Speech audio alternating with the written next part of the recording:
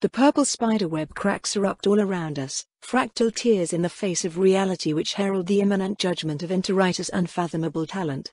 It's hard to guess who the woman was before ours broke her soul into pieces and forged her into a splice, but her talent must have been legendary even before it was twisted into the chaotic destruction she now wields. It's one of the few things on this island I still truly fear, yet Vita responds not with trying to avoid it, but by blocking it head-on. She pulls me towards her, seemingly ignoring my massive weight, two chitinous arms squeezing me close as the sky flashes with ruin, a deafening screech wailing in our ears as the world itself protests the power being forced upon it. The shockwave hits us point blank, yet whatever Vita does to protect us from it holds. I suppose that makes sense. It's difficult to understand exactly what Interwriter's talent does, given how it conforms to no known school of magic. Yet it is at its most dangerous when applied to a target directly, and within Vita's bubble of blue it simply cannot form. There's no sense risking a prolonged engagement here, though, not when I barely even know for certain who this Vita even is. She lets me use her mana to craft a teleportation spell, the many tendrils of my tail twisting to pull the three of us, Cassia included, away from danger and back to our base, deep in the forest. The one we made together, when we were two very different people. Such melancholy is irrelevant, so my thoughts pull away from it the moment I notice its presence. We've arrived in my personal teleportation room, created as such so that there's never a need to recalculate an endpoint due to obstruction.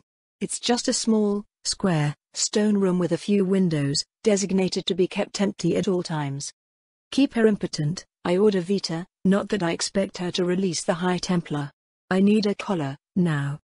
And here I was certain you preferred to hold the leash, my lady. Nuga's jokes in that sing-song way of hers, entering the room with the metal prisoner's collar that I requested. How was she already here with it ready? She's gotten quite skilled with these sorts of predictions. Thank you, Nugas, I say, leaning down to pat her head the way she likes with one massive hand as I accept the collar with my other. I'm almost 7.5 feet tall now, nearing the end of my final stages of growth. I've had to molt a few times, which is frustratingly inefficient and a generally unpleasant meal, but the added mass has been extremely useful in terms of strength and power storage. I'll soon hit a sweet spot, however, where the extra mass starts to become a weight problem faster than it can increase my strength. When all is said and done, I will be 7 foot 9 inches tall when standing on my legs, though of course I'm capable of nearly doubling that if I lift myself up on my tail instead. Vita adjusts her grip to allow me to secure the collar on Cassia, which I quickly clasp around her neck. The mana field she's somehow created dissipates, the Mistwatcher's essence rushing in to fill the space. Vita drops Cassia, letting her speak. You bastards won't. I am, of course, uninterested in what she has to say, so I manually activate the collar and knock her unconscious, catching her as her eyes roll back and she falls. With one hand, I offer her to Nugas. Take her to Theodora to get her fixed, I grunt. After Theodora finishes, inform her that Vita has returned.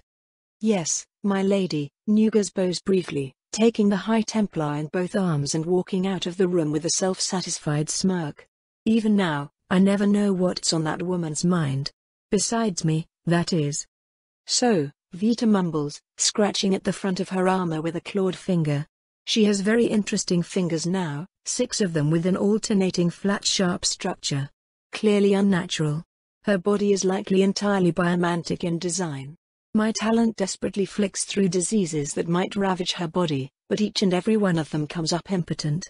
I'm probably going to end up running subconscious mental simulations for weeks trying to figure out something that will bypass her insane immune system.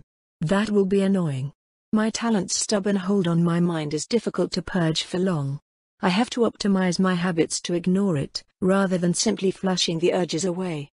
Yes, it's been a long time since you were back here, I say. Let's give everyone a chance to see you again. Melik's old squad is even here, minus the older gentleman. Wait, really? Vita asks, her compound eyes shimmering in the light as minute changes to their configuration play upon the surface. I suspect that has some significance, so I commit it to memory. The rest of her face looks like a porcelain doll that hasn't been painted yet, so if there's a way to gain clues from her face, this is the only option available to me. Yes, I confirm. This way. Well, I wanted to. Oh. I mean, okay. She somewhat awkwardly shuffles after me for a moment, seems to catch herself, and then walks with such supreme confidence that I come very close to laughing. What a sudden shift. Her digitigrade legs and clawed feet means she walks quite differently from a human, yet she moves like a natural, a fluid grace that is unmistakably practiced to perfection. The idea of V2 as anything resembling noble is endlessly entertaining in that impossible dichotomy sort of way, yet here she is, activating it like a lever has flipped inside her head. Her squad informed me that she performed something similar with Melik, copying him almost perfectly without needing to practice, as their memories merged. Yet they reported that, over time, Melik seemed to disappear as Vita moved to the fore. It's been nearly 3 months since she got this body, however, and yet here we are. A Vita with some semblance of propriety, if not outright vanity, walks before me. I'm not sure how to factor that into my calculations. It is, in a word, baffling. Though I do note with amusement that, while she is taller than her previous bodies, it's only by a few inches, and as such our height difference has expanded drastically. Which is good. I've always liked how small she is. I let none of this show on my face, of course. Out of habit more than anything. Vita's ability to read souls is doubtlessly better than ever, so she has no need of my face. It's difficult to tell if she's even paying attention to it, what with the way her bulbous, sapphire eyes seem to be looking in every direction at once. Perhaps they are.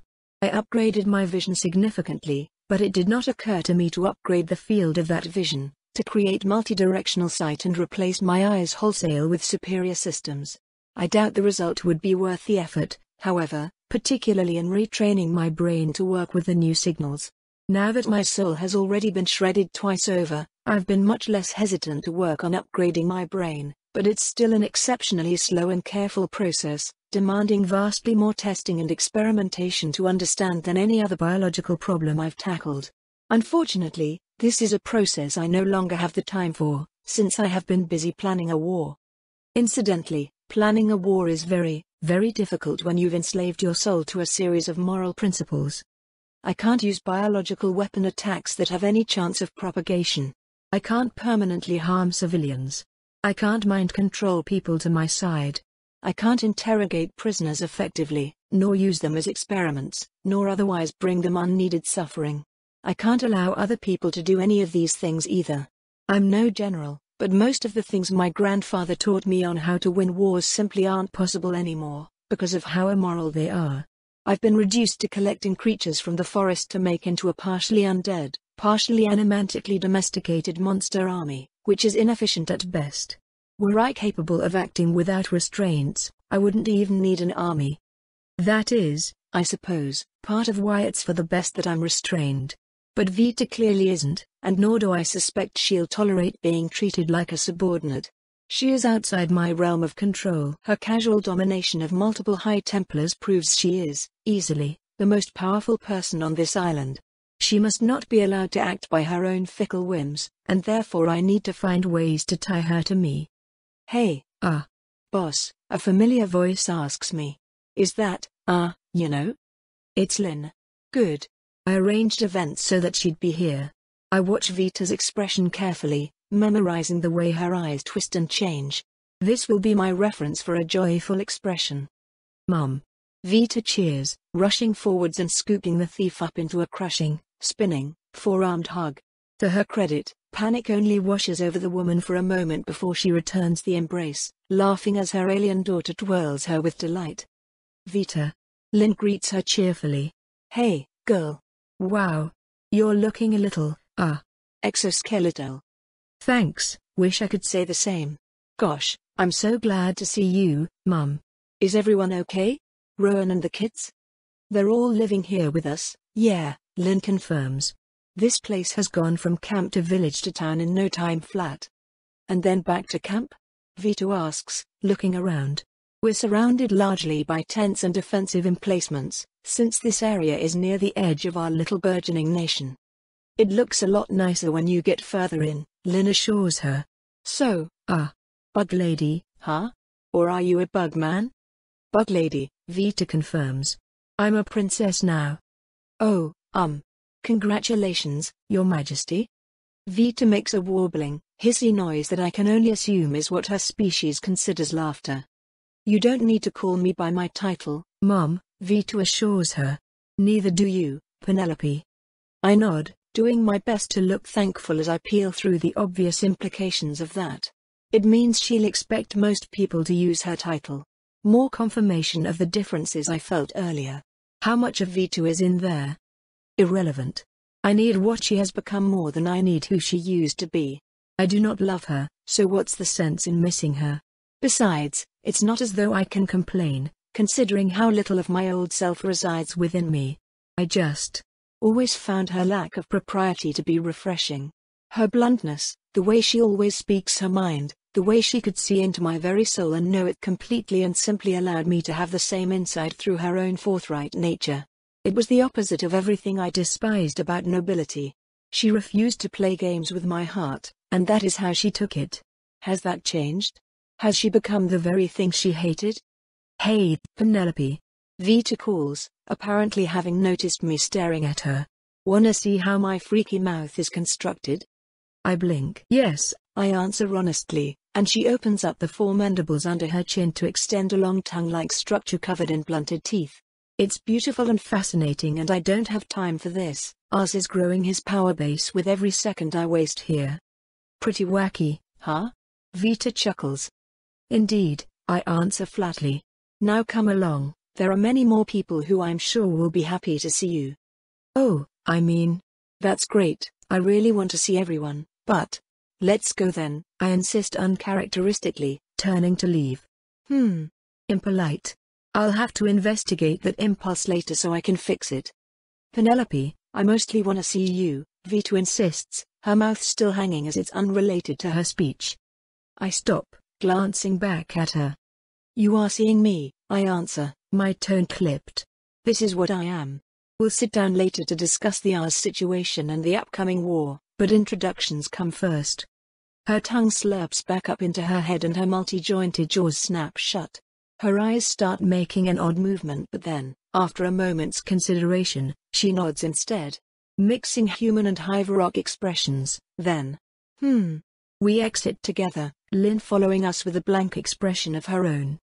So, I don't sense Galdra anywhere, Vita comments idly as we walk.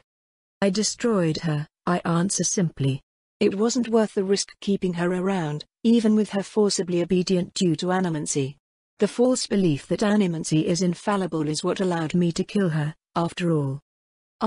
Yeah, I suppose so, Vita says. Though I might have suggested collaring her like you did with Cassia. Well, I did collar her. I just decided to kill her afterwards. The risk still would have been too high, I insist. Galdra is clever. Oh, Vita says. Well, that's fine. That's your call to make, I guess. I hope it was cathartic, at least. Unfortunately, I suspect it was, I tell her. Because I've blocked my memory of performing the act and tightened the revulsion response to my natural sadism in response to it. Oh, she says again. You're, still making adjustments, huh? I fell down the slippery slope so long ago that at this point I consider my chances best if I try to ride it somewhere, as opposed to a futile climb back to the top. She pauses, her expression still unreadable to me. Though it certainly isn't joy. Okay, she answers finally. Though we're gonna have a talk about basic and advanced pneuma safety. Pneuma? I ask, not recognizing the language. Animancy, she explains. Sorry.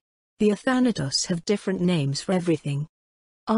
Well, far be it from me to deny learning the standardized regulations from an entire biologically engineered society of animancers. And that's what you are, I take it? I ask. Athanatos? I've heard To Kill from Above use the term. Haha, yeah. Oh man, he's gonna shit his pants when he sees me. I'm afraid To Kill and I have a similar fashion sense, regarding that matter. She briefly regards my naked body with about the same general disinterest as I'm used to. Right, yeah, she says, not engaging with my joke. Her usual struggle with humor, or something else? I hate having to relearn her expressions from scratch. We wander away from the outer defenses into the city proper, towards a nearby courtyard where I suspect at least some of the people most interested in seeing Vita will be relaxing.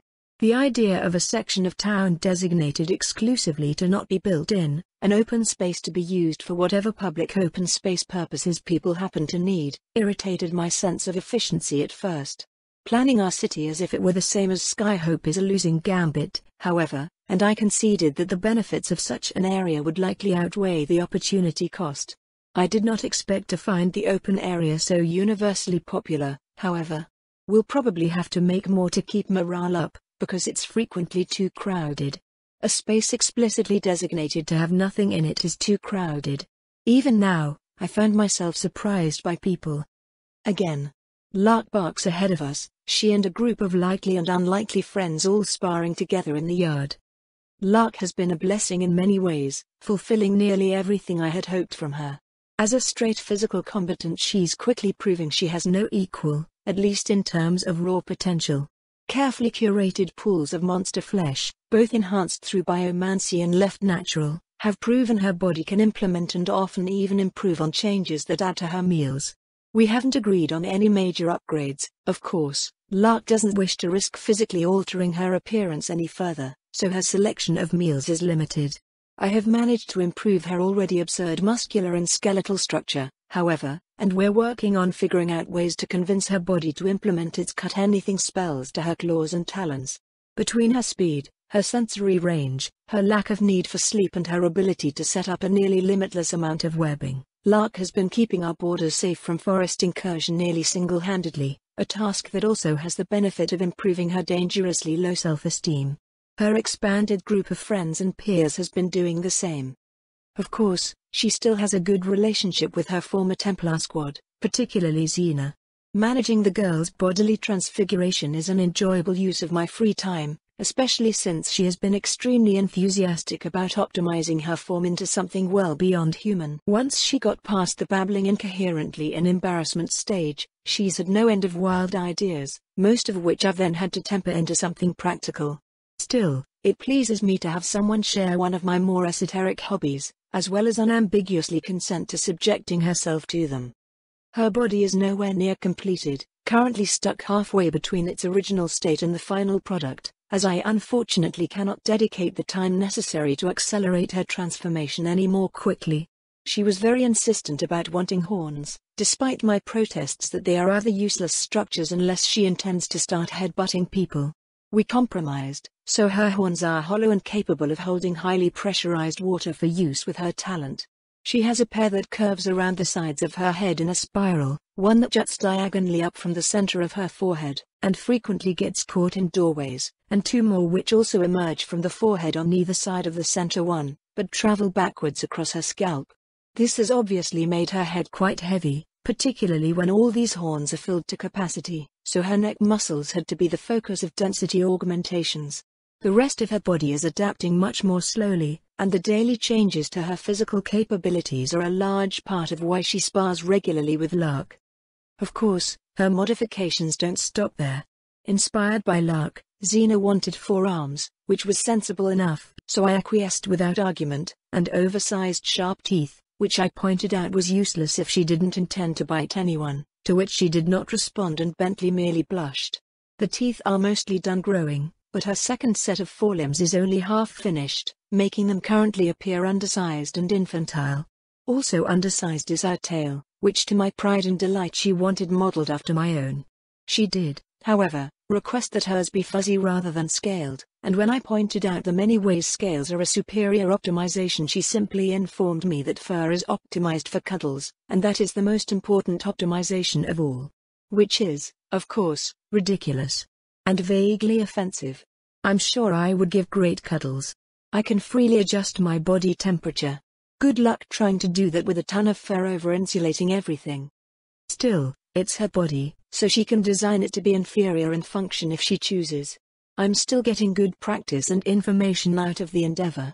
The rest of her transformation is fairly straightforward so far, focusing on fleshing out her old body's hormone patterns and replacing them, shaping the development of her feminine features, and the more direct process of removing and then subsequently growing her new genitalia. It's a slow affair, but one I've better optimized since. Well, the last time I did this to someone. Which was for rather less altruistic reasons. Fighting alongside Xena are some of Lark's other, more unexpected friends, Penta and Margaret. The four of them form quite the monstrous quartet, but Lark latched onto them almost immediately after settling here simply because the skeleton woman and the animaverosozoid don't smell very good to her senses, greatly inhibiting her natural desire to eat them. I believe she could digest them both if she made the attempt, but her reduced instinct to do so, likely because the souls are bound to substances other than meat, immediately made her more comfortable than usual around the pair. Add Margaret's ability to prepare undead meat rations for Lark to safely and ethically chow down on, not to mention Lark's ability to collect captured monsters for Margaret to add to our ever-growing undead army, and the two of them ended up spending a lot of time together and becoming fast friends. Or, Vita coos. Lark's getting along with her aunts. Or, I guess maybe her nieces. The relative generational gap between them is somewhat unclear. I don't bother to suppress my sigh. Here we fucking go. Vita is back, and that means we get to randomly find out how basic aspects of reality have actually been a silly joke this entire time. You are implying that Vrithitso have a familial relationship with Nora, of all things? Well, yes. Vita confirms. They are definitely related to Nora. And also to the children of Nora, which is apparently the actual name for what you call Nora. Nora is the name of their creator. Who, happens to be a mana goddess. Like me. I should probably chat with her soon. She makes bioweapons and is really fucked up, but in a less cool way than you of course, and also she's my older sister kind of I guess? Sure, that may as well all be the case. Hey Margaret. Vita greets. Hey Penta. Hello Lark. What's up, Xavier? She goes by Xena now, I whisper quickly. I mean Xena. Vita quickly corrects, then turns to whisper back to me. Why'd she change her name? Because she changed her gender, Vita. No she didn't. I sigh. Well, we're firmly back in familiar territory, I suppose. Wait, is that Vita? Margaret gapes. Watchers sweatier scrag. She's back. She's back. The black-boned skeletal scorpion abomination gallops over to greet us, laughing gleefully as she tackles the dragon-scale armored royal warrior insect girl that was once a powerless street rat. Margaret's prodigious size barely even makes Vita redistribute her weight. She may as well have charged into a wall, though this particular wall happily wraps its arms around Margaret's spine and returns her hug. I've been gone for nearly 4 months, I died twice, and the best greeting you could think of was Watcher's sweatier scrack? Vita laughs. Seriously? Hey, I haven't exactly been workshopping this moment. Margaret protests, nuzzling her master with the upper ridges of her skull. I'm just so happy to have you back. Holy shit. Xena yelps, her recently grown teeth apparently still giving her a lisp. That's Vita? It's Princess Vita now, actually, the Lich corrects. Or Princess Malrosa, if you prefer. Malrosa. The name of the life she took and melded with hers. One she still, apparently, identifies with. It's worth remembering. Ooh, fancy, Xena grins, elbowing Penta. My former brain warden has grown substantially over the months, and now stands at about 4.5 feet tall. Your headmate the princess now. Do you that make you Tommy kind of royalty? Categorically no. Vita answers cheerfully. Clear ones can't inherit. Good news, though, you are immortal. Well, you were, I guess. I was immortal. Until I died, Penta clarifies. Yep. Well, thanks for telling me, I suppose. Vita chuckles, seeming to take the ironic appreciation at face value. It's something I've seen her do before, even though she should be able to determine the veracity of a statement through her empathic abilities. Does she just not bother? It's nearly impossible to tell if she's paying attention or not. So, Vita says, turning to the last member of the group. You look like you're doing a lot better, Lark. High 20? She holds up all 4 of her hands, palms out. Lark glances at them, making no moves to approach. She's wearing her usual white silk shirt and pants, which quite a few people have come to her asking to commission sets of their own. I've personally gotten used to going without clothing, since it tends to restrict me without providing any benefit other than carrying capacity, which I only occasionally need. Nugas is happy to carry things for me if the situation requires it. I like being able to just Fight monsters at my leisure, Lark nods. Templar training was restricting and somewhat overcomplicated, in retrospect. I suppose it's good that you're alive. I suppose it is, Vita agrees awkwardly, her hands still up in the air, waiting for a slap that does not seem likely to ever arrive. I got you, Princess, Xena grins, reaching up her arms as best she can to complete the no doubt legendary high 20, though Vita has to lower her second pair of arms so Xena's still growing set can reach. Or, yeah. Vita cheers. Welcome to the Monster Girl Club, Sa. Xena. Glad to be here. Xena confirms, bouncing happily. I can shoot water jet out of my horn. That's neat probably. Vita answers encouragingly. It is neat. I managed to smile a little. Such a boundless pile of energy, that one. It's no wonder she can actually keep up with Bentley. There are other people we need to say hello to, now, I announce. Altrix will be furious if we don't go see her soon. Vitamin as well, of course, not to mention Rowan and your other siblings. And I'm sure Jaleesa and Melissa will want to at least know you're around. And Theodora will come find us, I'm sure. Your giant Vrithitso and her partner ask about you non-stop as well, so they might. Penelope, Vita says, cutting me off. Come on. You're stalling. I scowl, letting my scales tint red. I am not, I say simply. I'm simply putting other people first. Yeah, well, I want to put you first. She crosses one pair of arms, the others coming to rest indignantly on her hips. Doubling up on stubborn posture, I see. I suppose there's no point in arguing with her if she insists on speaking with me before her own family. Very well, I sigh. What would you like to do, exactly? I want to talk to you, she says. Alone. I nod. I wanted to show her the rest of the town we've built in her absence, on the back of her efforts, as a safe place for the people she cares about most. The town that I de facto rule. I need to maximize my negotiating position and get her under control, before whatever conquering she intends to do starts putting us at odds. If that's a task I have to deal with now, before I'm fully ready, then so be it. Fine, I say. Come with me. I don't lead her anywhere important, just a nearby half-finished building that will be neither under construction nor occupied at this time of night. It's alone enough. What's so urgent, then? I ask her, crossing my own arms under my chest. Gah. I worked so hard on Vita's body, and now she doesn't even have it anymore. It's not a matter of urgency, she tells me. It's just, you've been thinking of me like I'm a problem since I got here. I don't want to be your problem, Penelope, I want to be your solution. You have explicitly stated you are here to conquer the island on behalf of Hiverock, I remind her. I wish to conquer the island on behalf of its people. Those two things don't have to be mutually exclusive, Vito insists. There's more than enough resources on Verdantop to support both populations. And yet I fail to see a reason why we should support the genocidal insect creatures that have been systematically converting the animal matter of the island into destructive living bioweapons. They've already killed countless thousands. Okay, I mean, yes, but they're my family now. They're nice and they love me and I love them and just. It's complicated, okay? Sure, they're a little xenophobic, but they're not unreasonable. Their society is amazing and they'll at least respect anyone we decide to make immortal. As long as I'm here, and I'm alive, the attacks will stop. We can wipe out the Vrithitso with their and Nara's blessing, and we can just trade a little water and grain for the ability to keep existing. And we have plenty of those things. Vita, you literally lived as a starving orphan. Okay, well, we have plenty of water and we will have enough grain once we clear out enough of the forest. You and I can do that. I bet you've already figured out ways to curb the most dangerous encroaching flora species. I have, it's true. But she's rather missing the point, or am I missing the point? How much food and water is worth reliable peace with a superior foe? Is it reliable peace, or will Hiverock change their mind? Shit.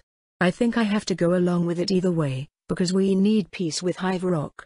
I've seen firsthand how they've been putting next to no effort towards their conquest against us. What we thought was suicidal desperation was actually just having their leftovers tossed thoughtlessly at our faces. The ease at which Vita crushed the High Templars we have remaining is clear evidence of that. I'll accept that basic compromise, I allow. What's the catch?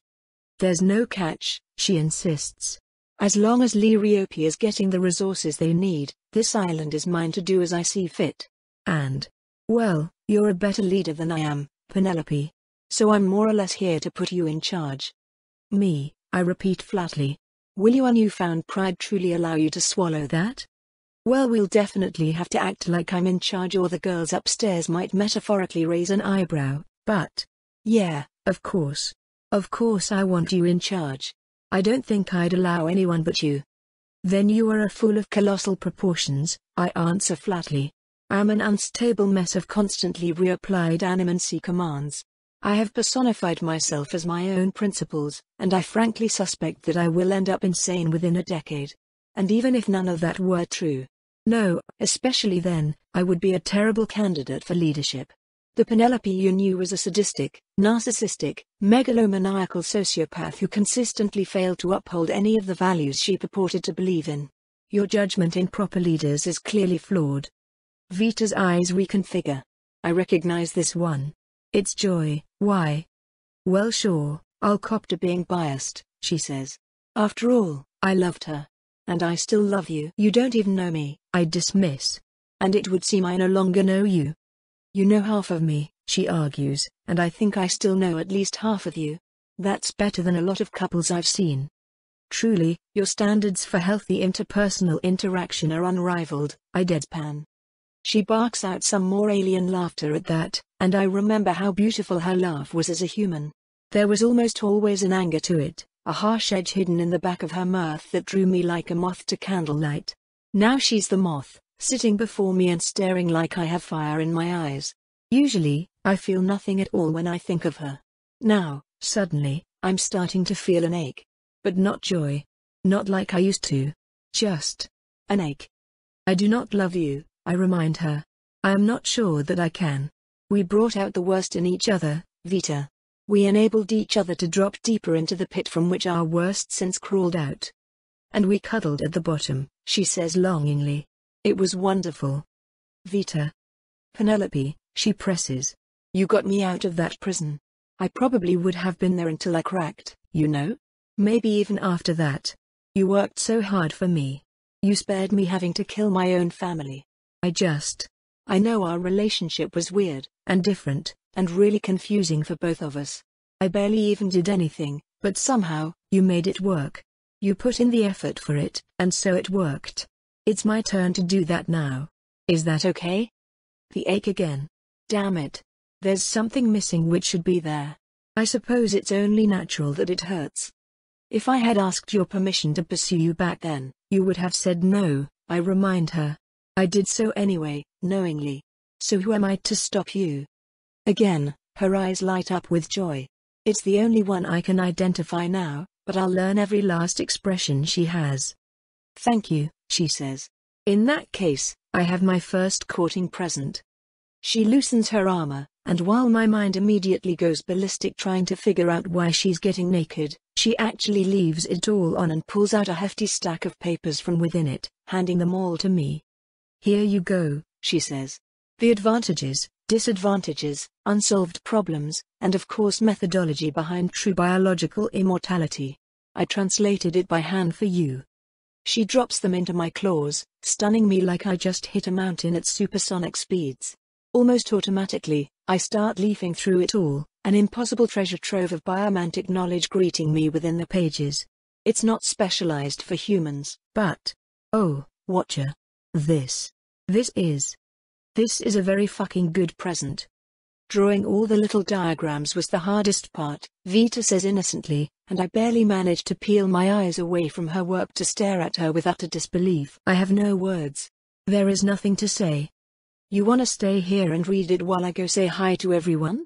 She asks, doubtlessly knowing that at this moment there is nothing else more important to me than these papers, the end goal of my entire life's work just casually handed to me with a joke and an alien smile. Why yes, I tell her. Thank you. She reaches up to pat me on the shoulder, perhaps because she's unable to reach my head, and strolls casually out of the half-built building, in which I will soon obtain the knowledge to become a god. I won't even last a 10-day against her, will I? That asocial, impossibly dense little bug is going to woo me faster than I even worked up the courage to tell her I was interested. Whatever. Embarrassment is unproductive. I return to the first page, and I start to read. Well, Penta sighs, brushing a goopy lock of faux hair out from in front of her faux eyes. It would seem that Vita is back. I have no idea why she does that. Her hair is just the same substance as the rest of her, so she could move it with pure willpower. Of course, there's no need to, since her eyes don't work anyway. There's probably a half-dozen other layers of pointlessness for that motion, but I still notice Penta doing weird things like that all the time. Finally, Margaret moans. I was starting to worry it was going to be years again. I do like the fuzzy moth lady look more than the bloody tentaclith look, Xena muses. Vita seemed really happy with things, too. Good for her, I mutter somewhat more forcefully than intended. Are you alright, Lark? Penta asks. I know you haven't exactly been looking forward to Vita's return. What about you? I counter back at her. Didn't she leave you to get tortured the same day she brought you back to life? Penta affects a sigh, making the noise for one even though, again, it's a meaningless action and she doesn't breathe. We have, apparently, drifted quite a bit apart during the 2 years I was dead, I'll grant you, she says. But Vita made good on her promise. She revived my people as individuals that don't rely on parasitism to survive. I don't think we're friends anymore, if we ever even were. But I don't have any problem with forgiving her for that pain. I'm gonna step out of this conversation, Margaret says hesitantly. Sorry. It's hard not to butt in and defend her, and I don't think you guys want that, so I'm gonna go find her, I guess. Sorry. I grit my teeth and say nothing, since I don't want to butt in there and point out how messed up it is that Margaret can't even stand to be around people insulting her master. It's terrifying. Everything Vita touches is terrifying, and now she's back. Bye, Margaret. Xena waves to her, picking up my conversational slack. Have fun. See you later, everyone. The Vrithitso bone skeleton answers, skittering off. I twirl my sword impatiently, managing to at least offer Margaret a smile and a nod. I like Margaret a lot, which is why it hurts to see her so, well, actively mind-controlled. It feels so wrong, but she insists she's happy this way, and that just feels even more wrong, but who am I to judge her, and on and on. You guys wanna keep sparring without her? I ask, restless. Xena shrugs. Penta? I've no objections, the slime shrugs. We'll be at a major disadvantage without her, though. Evilly solved. Hey, Bentley. Come on, tag in. Now Xena, pronounce it carefully, Penta chides. You need to practice. Fine. Yeah, easily. Solved. There, happy? Good, Penta nods. You'll stop cutting your tongue soon enough. Alas, the indignityth I put up with to make myself into a hot monster girl, Xena sighs. Don't you keep telling me not to call myself a monster. I ask Xena. You're not allowed to do it if I'm not allowed to do it. Wrong. Xena grins, showing off her sharp white teeth. You're not allowed to do it because you use it as an insult. I'm allowed to do it because I use it for self-empowerment. I think being a monster is fucking awesome, so it's totally different. You are incredibly strange, Penta comments, though she's smiling. I am, and I like it that way. I heard my name? Bentley says, jogging towards us. Bentley Bear. Xena squeals, jumping on him and giving him a huge hug. Wanna help us beat up Lark? Are you asking if I want to join you in getting your butts kicked by Lark? He asks. Well, we'll certainly get our butts kicked if you go into it with that attitude. Xena mock pouts. It's okay, I assure Bentley. I have some rations nearby, so you can go all out if you want. I don't particularly want, he answers. I don't like fighting the way you and Xena do.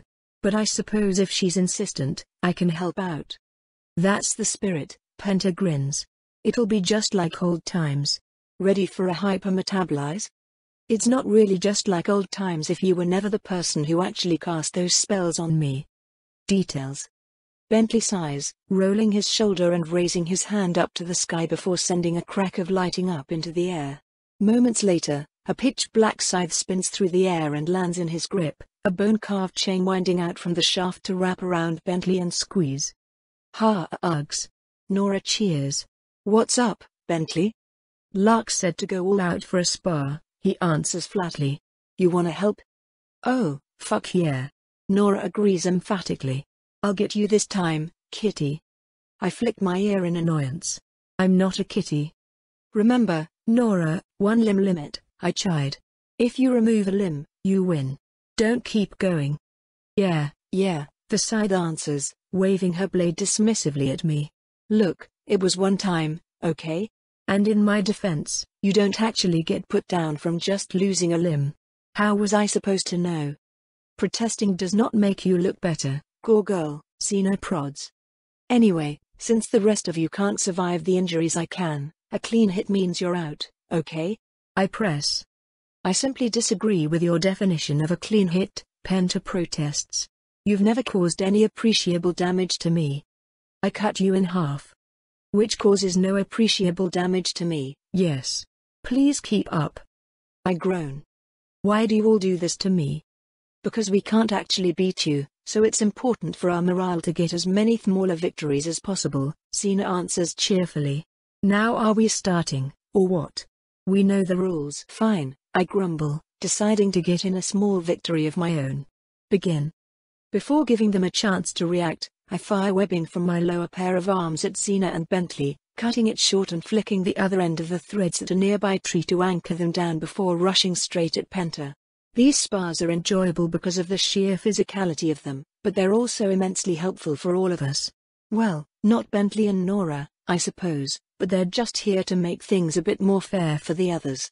Penta's body is consistently putting on more mass, and she's trying to get faster at casting her spells in combat scenarios using a unique style of casting she's developing to work with her biology.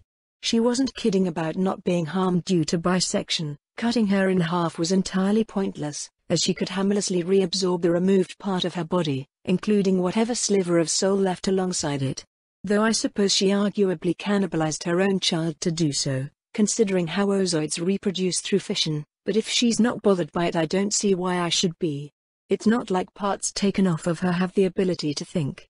Xena, of course, needs to constantly adapt to the changes of her new body too, and spars work as well for that as anything. Margaret just wants to learn to fight, since she didn't have any experience with that until I extended the offer to her. What I get out of it is more or less all of that put together. Nora whips around to slice the threads before they connect, but I've made them extra sticky in anticipation of that, and they gunk up her chain, slowing her down. Xena squawks and flails as my threads trip her, but she still manages to fire off a bolt of pressurized water at me, which I block with my shield. I am, after all, carrying my usual Templar weapons, even if I no longer bother with the armor. It's restricting, and there's no need to fight like a human anymore. My reason to spar is simple: I'm developing my own style of fighting.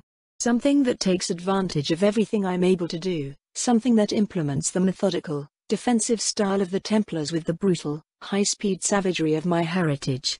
Just following my instincts in a fight makes me an uncontrolled beast, effective but inefficient.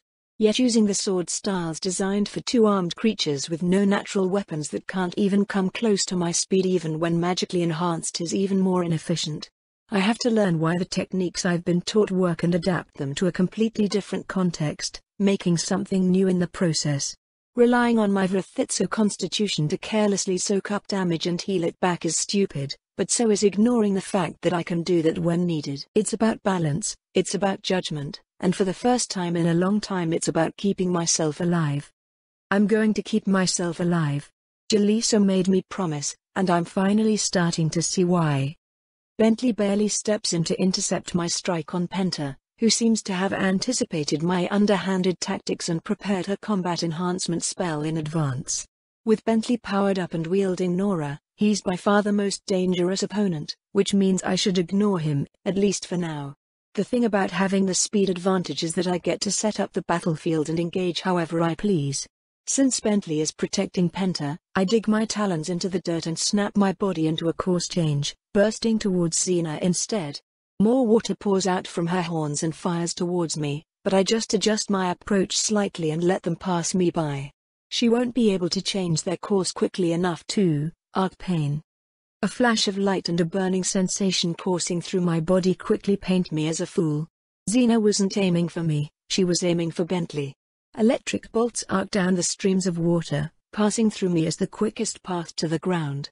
A growl escaping my lips, I do my best to fight through the spasms, my burnt flesh shaking with violent energies as I lash out as best I can.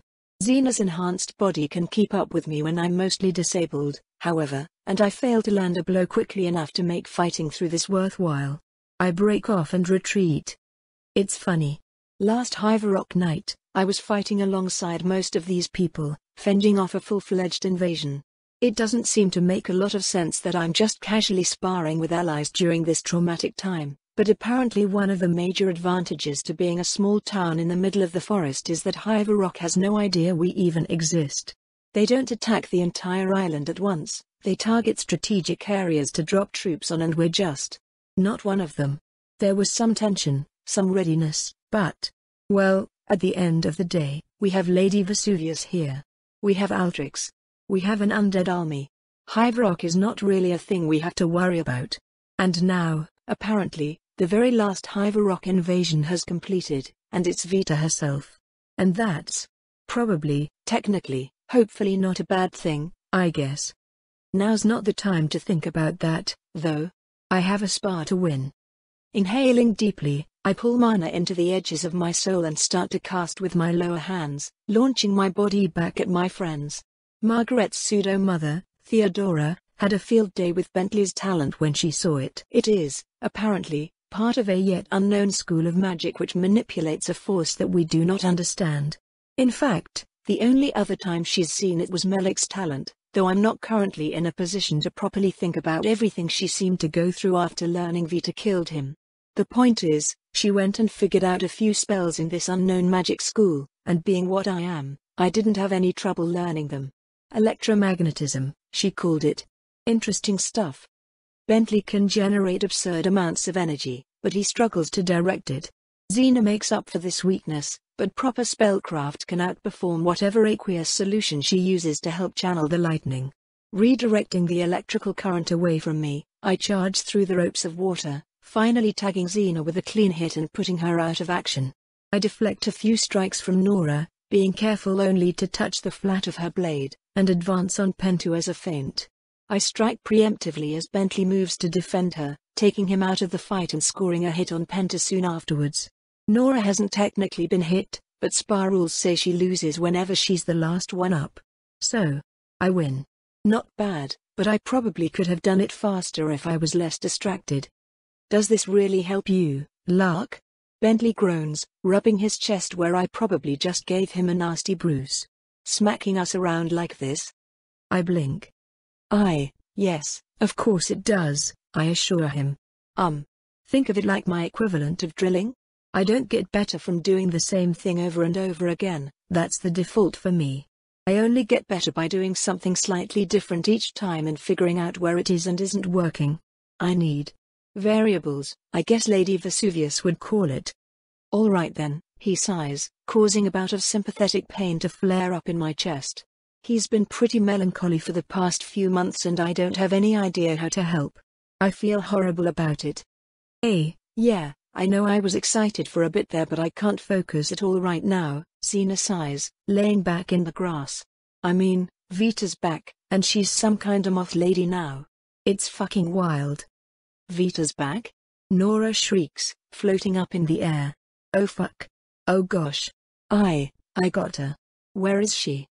She went that way, Xena points. Bye. Nora yelps, shooting off in that direction. I grit my teeth and ignore it, but Bentley watches her fly off with a pained expression.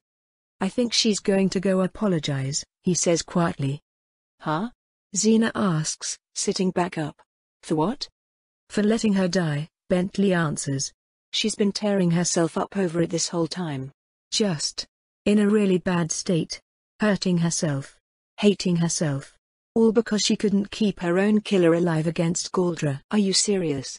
I hiss. That's disgusting. Don't tell her I told you, Bentley mumbles. It was supposed to be a secret, it hurts to keep it in. I hate how she's Nora. But not quite. You know? I didn't know her before, I say. But yeah, it's messed up. I dunno, I mean, I'd rather be undead than dead, personally. Xena shrugs. I kinda like having her back. It's like life insurance. But more literally. You'd be her mind slave. I protest. Well, yeah, but at least her mind slaves usually seem pretty happy. Xena points out.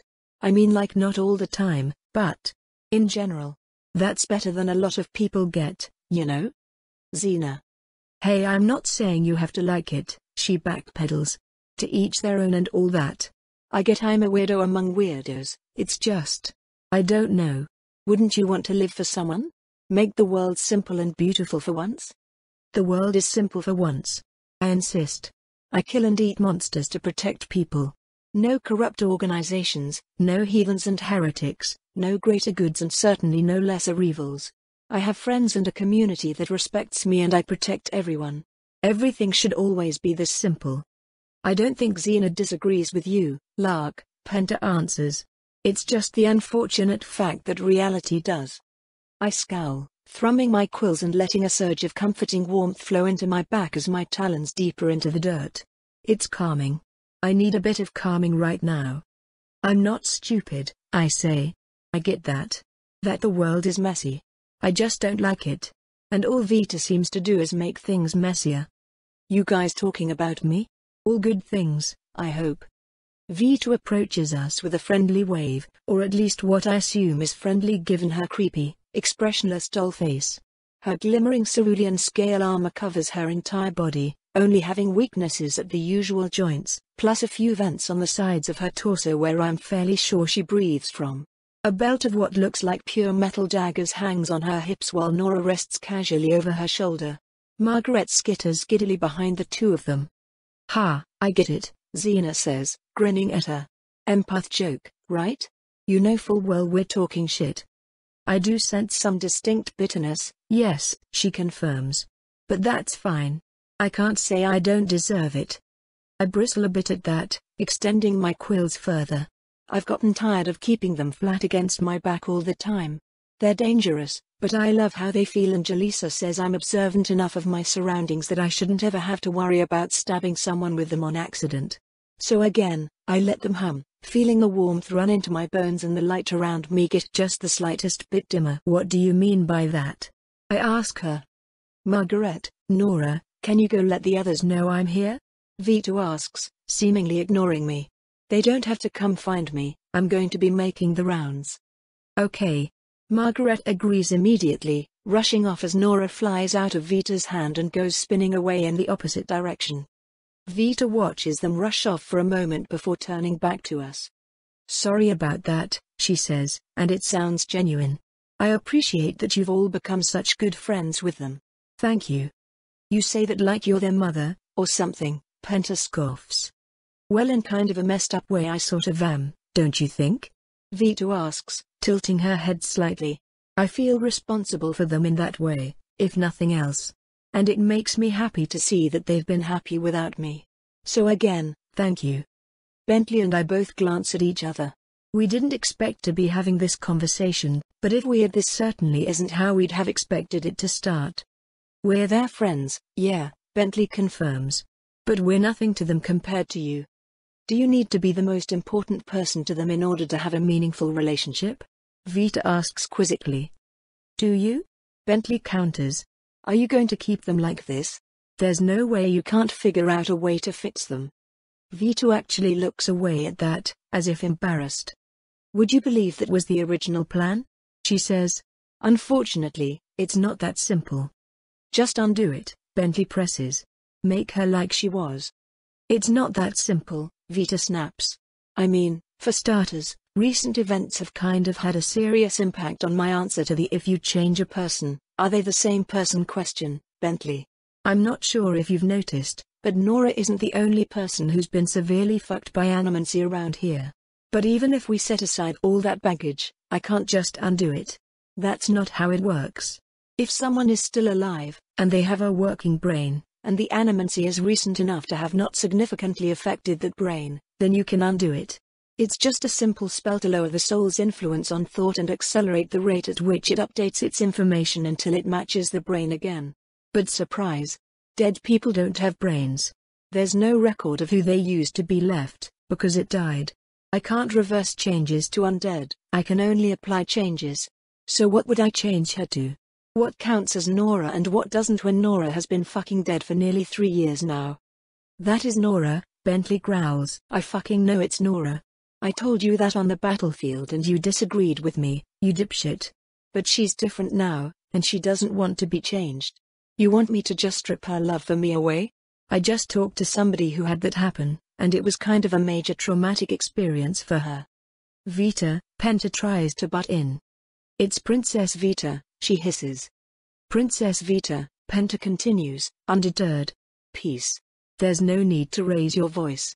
To my surprise, Vita actually listens to her, relaxing her body and taking a moment to calm down. You're right, sorry, she says. I just don't appreciate self-entitled moralizers making demands about things they don't even. Sorry.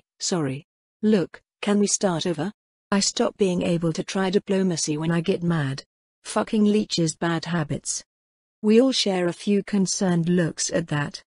Xena says, clearing her throat. Are you not the lich in question? Of course I am, Vita waves off. I'm just also someone else. It's complicated. I'm sort of a personality stew right now, if that makes sense. The ultimate result is a delicious, complete meal, but it's a bit difficult to tell which parts came from what. Xena muses. What was your other name?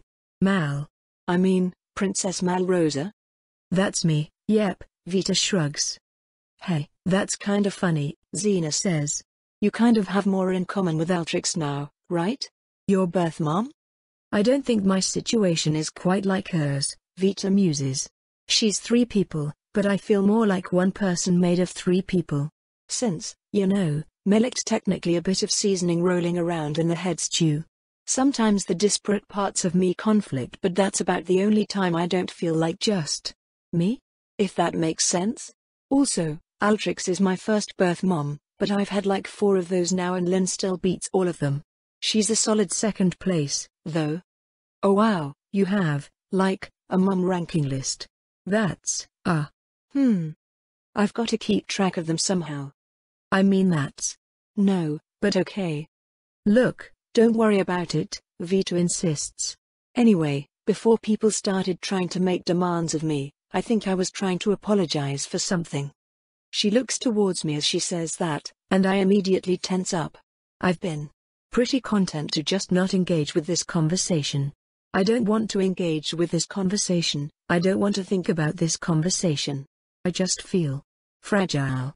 Because just when I've started to be happy somewhere, Vita shows up.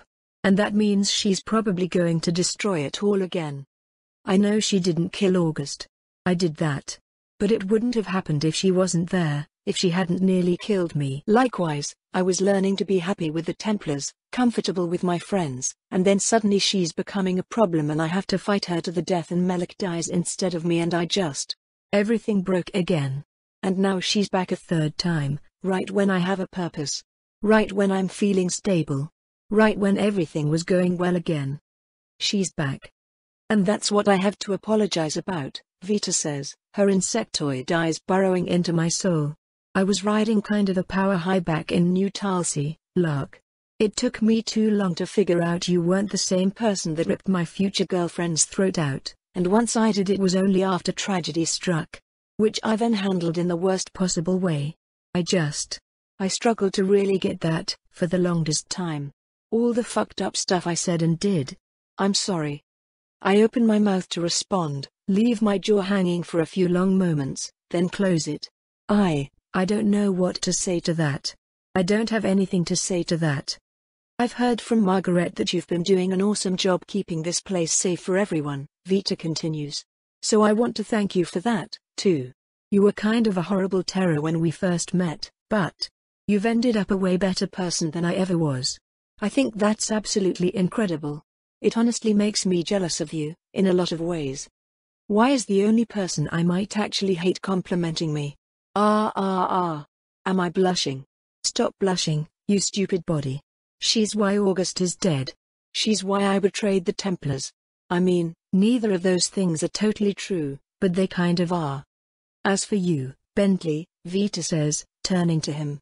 I was gonna apologize to you, too. But right now it'd be disingenuous, so I'll just say that if you still consider Nora your friend, you'd better make damn sure it's because you're friends with Nora, not because you're friends with someone you wish she still was. You just want to stay in control, don't you? Bentley accuses. You're so used to self-made sycophants that you can't stomach someone pointing out what a monster you've become. I mean, you're literally from Hyverock now, why can't you? With absurd speed and precision, two of the blades on Vita's waist seem to draw themselves, rushing to Bentley's neck in an instant and drawing a bead of blood each.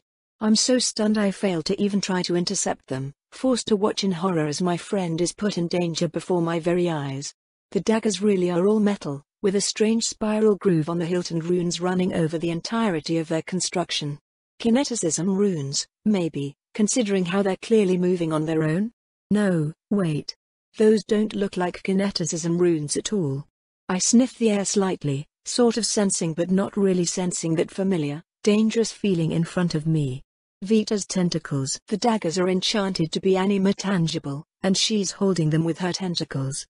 I hail from Liriope, mortal, Vita intones with cold fury. And I won't let you use this language's paltry word for it like it's some kind of slur. Do you understand me? Everyone goes tense and silent. Is she crazy? The only thing anyone knows about Hyverock is how they keep trying to kill us. What does she expect to happen? If she stabs Bentley, we'll all fall on her in an instant. She has to know that. I can't believe I almost accepted her apology. It's a simple question, Vita snaps. Answer it. I understand, Bentley stutters, and the knives pull away. Vita approaches Bentley personally, instead. Live your life being hated and despised, she says. Live with a secret nearly everyone you know will kill you over. Create these sycophants, as you call them, out of your own friends. And just try to be ignorant of the basic bullshit you're accusing me of. Do you think I don't know how fucked up everything I've done is? Do you think I don't know that I'm a goddamn monster? Of course I know. People like you won't stop screaming it over the rooftops. But as I've mentioned, what you want me to do is just as messy, if not messier, than the problem you think it'll solve. I'm not going to force my friend to receive animancy alterations she doesn't want to turn her into a person who no longer exists. Because that would be fucked up, Bentley.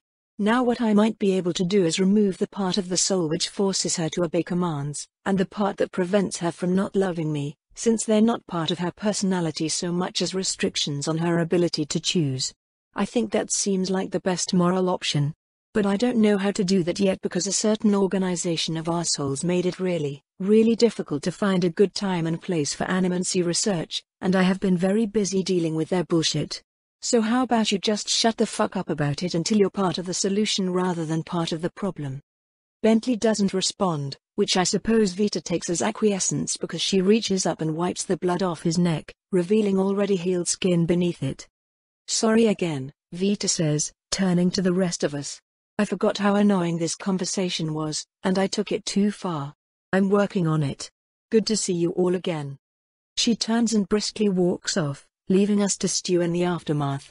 Xena rushes over to Bentley, hugging him and asking if he's okay. Penta moves to double-check Vita's healing work, and though I'd love to comfort him as well, I hear the telltale jingle of a bell that indicates a monster has made it past my first line of webbing. Hey, I gotta go, guys, I tell them, then turn and rush towards the sound. Not at full speed, since apparently that can really hurt people's ears and the incoming monster isn't really an immediate threat. I have 6 layers of webbing and traps protecting us from hungry beasts, so it's still plenty far from town. That's no reason to get complacent, of course. I can't make a single mistake, not when people could be hurt if I do. People get out of my way when I run past, many of them giving me a friendly wave and words of encouragement. Like most people, I got a lot of weird looks from the inhabitants here back when I first arrived, but they've pretty quickly acclimated to me. Since I handle most of the anti-monster defense, the undead that were previously taking care of the job got moved to construction work and general town maintenance, improving the quality of life for most of the people here. I guess I'm sort of a public figure now. Being appreciated by everyone is very strange. In a good way, I guess. Sure enough, the monster that managed to get to my first alert layer isn't much of a threat. I eat it anyway, healing off the mild lightning burns I got in my spa earlier. As weak as it was, I doubt I'm in any danger of my body changing from it. I do a quick check of the outer layer afterwards, disposing of all the monsters caught in my web so that they don't attract more monsters with their struggles. Lacking anything to do after that, I guess it's time to head home. I trudge back through town in a light daze, recent events replaying through my mind in an endless loop. It only stops when I finally reach the front door of my house, open it, and get tackled by an adorable collection of slime. Lark. Melissa coos happily, wrapping around me and giving me a big squeeze. You're back.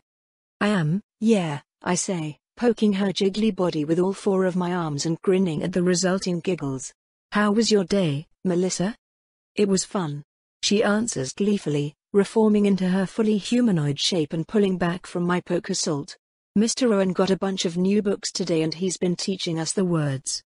Oh, that's great. I encourage her. For being Vita's dad, I assumed Rowan would be some kind of ultra freak, but the dude is somehow overwhelmingly normal. Just a nice guy who teaches kids. I like him. Lynn is also really nice, if a bit concerningly unconcerned about, well, anything. Yeah. I got to read about pentapodes. They have 5 legs.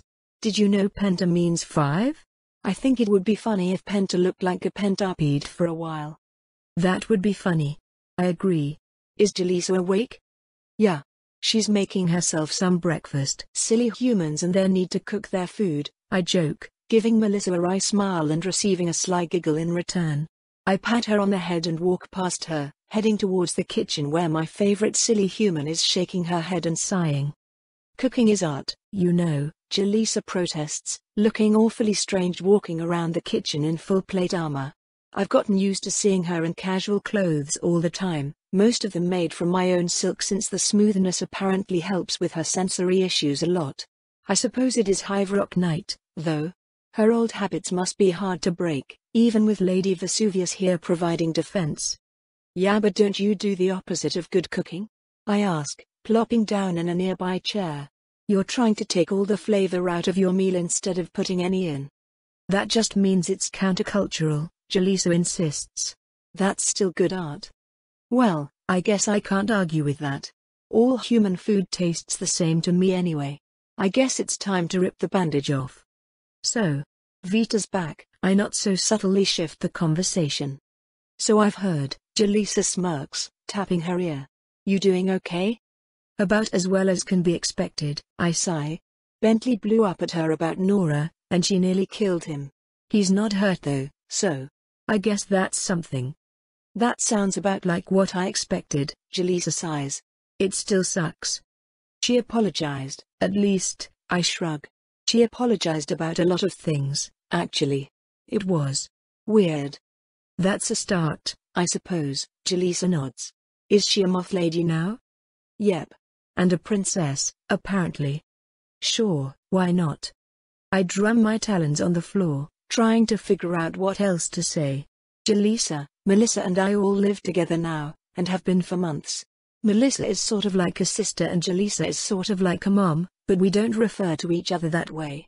We're just roommates who take care of each other, I guess. It's easy to imagine August here with us, enjoying the weird family I've found alongside me. Jaleesa is always there to help talk me through things, just like he was. For now, though, the only sound is the rapid bubbling noise of whatever poor food Jaleesa is boiling the crap out of. Have you thought any more about what Vita said about the Mistwatcher? Jaleesa asks out of nowhere. Huh? I ask. I mean, no, not really. Why not? I scowl, flicking an ear in annoyance. Because she's wrong? Jaleesa murmurs, stirring her meal for a little while. I'm starting to suspect she's right, actually. What? I ask, stunned. The more I learn about animancy, the more her story adds up, Jaleesa explains, shrugging slightly. And we already know the people at the highest echelons of the church were lying to us. And then there's just, you know, the world itself. The reasoning behind why the Watcher is still good even though everything is so awful here has always seemed kind of weak to me. I dunno. I'm just curious to hear your thoughts on it, is all. I hesitate. I'm not really sure how to articulate my feelings here. Isn't the Mistwatcher the whole reason we're doing this? I eventually ask. We learn and we love and we work as a community because that's what the Mistwatcher wants from us. Good things are good things because they align with the Mistwatcher's wishes. Bad things are things that the Mistwatcher disapproves of. Without the Mistwatcher, there's no why. There's no reason to live. It's just meaningless suffering, or meaningless hedonism. All depending on whether you're the monster or the prey. You think so? Jaleesa asks. Lady Vesuvius doesn't believe in the Mistwatcher's goodness, but she's still been working harder than anyone to make sure everyone here is healthy and happy. And I mean, I'm certainly not going to stop helping people if it all turns out to be fake. I don't help people just because I want to go to heaven. Do you? Well, no, I admit. I never assumed I was going to heaven anyway. See? There's more to it than that. People can believe in the Mistwatcher and be criminals, and they can not believe and be good people. I mean, I don't know if Lady Vesuvius is a great example of a good person, but she certainly does good things. And the point still stands. Right, yeah, I mutter non-committally. I dunno. Why are you bringing this up all of a sudden? Because I've been thinking about it a lot, I guess, she says, shrugging. I mean, I'm not practicing religion anymore. I don't know whether it's right or wrong, but just by being an animancer I'm not living up to the Mistwatcher's ideals. Neither, technically, are you and Melissa, since you eat anima. I think that's what's been chewing me up most of all. I've realized that what I do, what I think is right, doesn't change regardless of whether or not I believe in the Mistwatcher, barring one major exception. Do you two deserve happiness? And since the answer is unequivocally yes, I have to believe the Mistwatcher is wrong. I don't know if the religion is real or not, but either way I think it's wrong. I can't agree with anything that says you two are sinners just because of what you are. I don't have anything to say to that, so I say nothing. Jaleesa finally drains her boiling pot and starts eating a bland, white something. I don't really know much about foods. How does that translate to your opinion on Vita and Lady Vesuvius' impending conquest? I ask. Jaleesa chews on the question a bit while she chews on her food. I mean, normally I'd just say war sucks and is the worst and they should just leave the rest of the world alone, she answers after swallowing. But us being back changes that whole equation. I mean, a talent that makes you loyal to him and gives you the ability to spread that talent? That's some seriously fucked up animancy. He has to go down, and we have to save his victims before it's too late. I hate the idea of a justified war, but if such a thing exists, it's this. They're not going to stop with ours, though, I point out. You know that. Yeah, Jaleesa sighs. I'm not sure what to do about it, though. With colossal talent and effort, we can nudge things in certain directions. But I've gotten burned trying that before. I don't know if Vita will listen to me. Lady Vesuvius certainly doesn't seem interested in my company. At the end of the day, the strong decide the fate of the world. Once again, I watch Vita's daggers move to a dear friend's throat so fast that I can barely react. How helpless I was, unable to do even the one thing I'm good at. Yeah, I sigh. I guess you're right. I hate that it's happening, but I'm nowhere near strong enough to do anything about it. You could be, Jaleesa points out. If you put your mind to it. What? I ask. You could be as strong as them, she repeats. If anyone has the potential, it's you. What do you mean? What do you think I mean? You're a genius and a Vratitso. You've been holding yourself back in terms of both. And I want to be clear that's entirely your choice to make. Your body, your time, you do what you want with it and don't let anyone tell you otherwise. But if you want to be strong? If you want to change the world like they do? That's well within your power, kiddo. I blink. I mean, you really think so? Lark, you've been actively avoiding the potential afforded to you as much as possible, and you're still one of the most powerful people on the island. Of course you can be powerful. Not that I'd recommend it if you don't want even more responsibility, but the option is there for you, if you ever figure out what you want in life. What I want in life? I parrot. You're not exactly the most introspective person I know, Lark, Jaleesa says with a grin. You're young, though, so that's pretty normal. Then again, Vita and Penelope are pretty damn young themselves. Anyway, I'm not saying you should go out and make a list of powerful monsters you want to eat, but I am saying that there's nothing wrong with what you are, and I'll support any decision you make. Thanks, I guess? I hedge. You're welcome, she answers firmly. I'm really proud of you, Lark. You're an amazing person. I blushed deeply, unable to continue the conversation from there. But that's okay, I guess. Just being here, being close to her, is enough for me. I'll have to think about what she said, though. The Mistwatcher, just wars, becoming more Vrithitso and less human, what I want with life. It's a lot. What's the best way to help people? I don't know, but I have a feeling my answer won't be the same as Vita and Lady Vesuvius. Maybe I should spend more time paying attention to what they're both up to.